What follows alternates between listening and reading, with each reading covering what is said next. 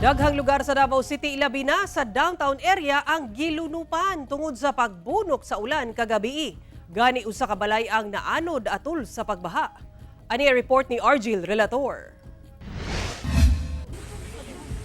Pipila ka kabalayan ug kadalanan sa Davao City ang gibaha resulta sa pagbundak sa ulan inubanan sa pagpangilat Miyerkules sa gabi. Sa Kilometer 5 Guadalupe 1, Barangay Matina Crossing, lampas tuhod na ang level sa tubig baha. Gani, gisulod na sa tubig baha ang pipila ka kabalayan. Lakip sa labing naapektuhan ang usa ka subdivision sa maong barangay, diin usa ka balay ang naanod sa baha.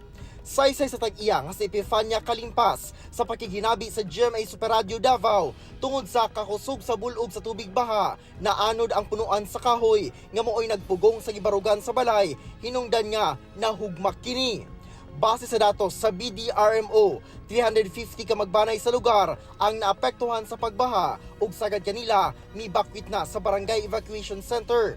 Hinoon, nagprofiling ang City Social Welfare and Development Office aron mahatagan sab sila og tabang. Dili na makita ang konkretong dalan sa MacArthur Highway sa Matina, Davao City, human gilunupan. Nanglutaw na ang mga basura. Tagatuhod sab ang level sa baha sa pipila ka kadalanan sa Barangay Ubalde, Agdao District. Sa usa ka subdivision sa Barangay V. Hizon Senior, daw dagat na sab ang dalan tungod sa baha. Gani kining usa ka motorsiklo gituklod na lang human napalungan og makina sa tunga sa dalan.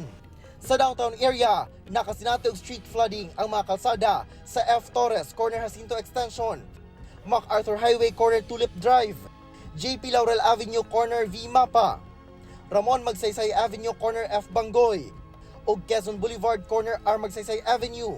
Hinoon, naghinay-hinay na og hubas ang baha bandang alas 10 sa gabi. Dihang mituang ang ulan, tataw ang daghang mga manguliay nga estudyante o trabahante nga nangatanggong. Palisuray ang pagsakay, sanglit na stranded sab ang mga sakyanan. Hope na tayo musundo nga diri ka ng busman lang.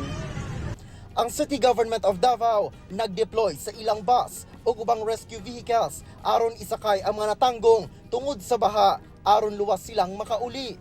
Nakita mo ko na ito tungkol sa kusog na pag-ulan.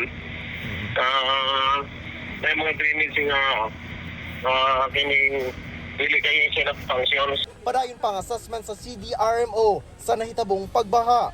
Sumala sa pag-asa, East Charlize ay nagapaulan sa Davao Region.